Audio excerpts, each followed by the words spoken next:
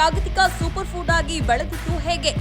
ಬಜೆಟ್ನಲ್ಲಿ ಬಿಹಾರದ ಮಖಾನಾ ಬೋರ್ಡ್ ಸ್ಥಾಪಿಸಲು ಉದ್ದೇಶಿಸಲಾಗಿದೆ. ಜಾಗತಿಕವಾಗಿ ಕಮಲದ ಬೀಜಗಳಿಗೆ ಅಷ್ಟೊಂದು ಬೇಡಿಕೆಯಾದರೂ ಯಾಕೆ? ಮೋದಿ ಸರ್ಕಾರದ 2025ನೇ ಸಾಲಿನ ಪೂರ್ಣ ಪ್ರಮಾಣದ ಬಜೆಟ್ನಲ್ಲಿ ಹಣಕಾಸು ಸಚಿವೆ ನಿರ್ಮಲಾ ಸೀತಾರಾಮನ್ ಕೆಲವು ಟ್ಯಾಕ್ಸ್ ರಿಲೀಫ್ ನೀಡಿದ್ರು. ಅದರ ಜೊತೆಗೆ ವಿಜ್ಞಾನ ಮತ್ತು ಅಭಿವೃದ್ಧಿಯ ಮೇಲೆಯೂ ಬಜೆಟ್ ಫೋಕಸ್ ಹಾಕಿತ್ತು. ಅದರಲ್ಲೂ ಬಿಹಾರಕ್ಕೆ ಹೆಚ್ಚಿನ ಗಮನಾರ್ಹ ಸಂಗತಿಯನ್ನ ನೀಡಿತು. ಬಿಹಾರ ಹಲವು ಪ್ರಯೋಜನಗಳನ್ನ ಈ ಬಜೆಟ್ನಲ್ಲಿ ಪಡೆದಿದೆ. ಅದರಲ್ಲೂ ಪ್ರಮುಖವಾಗಿ ಬಿಹಾರದಲ್ಲಿ ನಿರ್ಮಲಾ ಸೀತಾರಾಮನ್ ಮಖಾನಾ ಬೋರ್ಡ್ ಅಂದ್ರೆ ಕಮಲದ ಬೀಜಗಳ ಬೋರ್ಡ್ ಸ್ಥಾಪಿಸುವುದಾಗಿ ಬಜೆಟ್ನಲ್ಲಿ ಘೋಷಣೆ ಮಾಡಿದ್ರು. ಈ ಒಂದು ಘೋಷಣೆ ಜನರ ಗಮನವನ್ನ ಸೆಳೆದಿತ್ತು.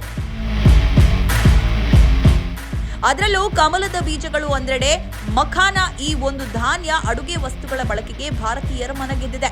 ಈಗ ಬಿಹಾರದಲ್ಲಿ ಮಖಾನಾ ಬೋರ್ಡ್ ಸ್ಥಾಪನೆಯಿಂದಾಗಿ ಇದರ ಉತ್ಪಾದನೆಯನ್ನ ಹೆಚ್ಚು ಮಾಡುವ ಗುರಿಯನ್ನ ಸರ್ಕಾರ ಹೊಂದಿದೆ. ಅದರಲ್ಲೂ ಈ ವಿಶೇಷವಾದ ಬೀಜಗಳನ್ನ ಉತ್ಪಾದನೆ ಮಾಡುವಲ್ಲಿ ಭಾರತದಲ್ಲಿಯೇ ಬಿಹಾರ ಅತಿ ಹೆಚ್ಚು ಪ್ರಾಮುಖ್ಯತೆ ಪಡೆದಿದೆ. ಇಡೀ ದೇಶಕ್ಕೆ 80% ಮಖಾನಾ ಅಂದ್ರೆ ಕಮಲದ ಬೀಜಗಳನ್ನ ಬಿಹಾರವೇ ಪೂರೈಕೆ ಮಾಡುತ್ತೆ. ಇದನ್ನ ಜಾಗತಿಕ ಬೇಡಿಕೆಯನ್ನಾಗಿ ಮಾಡಬೇಕು ಎಂದು ಬಿಹಾರ ಹಲವು ವರ್ಷಗಳಿಂದ ಪರದಾಡುತ್ತಿದೆ. ಇತ್ತೀಚಿನ ವರ್ಷಗಳಲ್ಲಿ ಮಖಾನಾ ಅಂದ್ರೆ ಕಮಲದ ಬೀಜಗಳು ಹೆಚ್ಚು ಜನಪ್ರಿಯತೆ ಪಡೆದಿದೆ. ಅದಕ್ಕೆ ಹಲವು ಕಾರಣ ಕೂಡ ಇದೆ. ಆದರೆ ಇದರ ಖ್ಯಾತಿ ಕೇವಲ ಭಾರತಕ್ಕೆ ಮಾತ್ರ ಸೀಮಿತವಾಗಿಲ್ಲ. ಪಾಶ್ಚಾತ್ಯ ರಾಷ್ಟ್ರಗಳು ಕೂಡ ಮಖಾನದ ಕಡೆ ಹೆಚ್ಚು ಗಮನ ಕೊಡ್ತಾವೆ. ಭಾರತ ಮತ್ತು ಪಶ್ಚಿಮ ದೇಶದಲ್ಲಿ ಕಮಲದ ಬೀಜಗಳ ಉತ್ಪಾದನೆ ಹೆಚ್ಚಿಸುವ ಬೇಡಿಕೆ ಒಂದೇ ರೀತಿಯಲ್ಲಿದೆ. ಭಾರತದಿಂದ ಅತಿ ಹೆಚ್ಚು ಕಮಲದ ಬೀಜಗಳನ್ನ ಆಮದು ಮಾಡಿಕೊಂಡಿರುವ ರಾಷ್ಟ್ರಗಳು ಅಂದ್ರೆ US, ಕೆನಡಾ ಮತ್ತು ಆಸ್ಟ್ರೇಲಿಯಾ. ಇನ್ನು ಮಖಾನಾ ಸೂಪರ್ ಫುಡ್ ಫ್ಯಾಕ್ಟರ್ ಆಗಿದ್ದು ಹೇಗೆ? ಕಮಲದ ಬೀಜಗಳಲ್ಲಿ ಇರುವ ಪ್ರಮುಖ ನ್ಯೂಟ್ರಿಷನಲ್ ಅಂಶಗಳೇ ಅದರ ಬೇಡಿಕೆಗೆ ಕಾರಣ.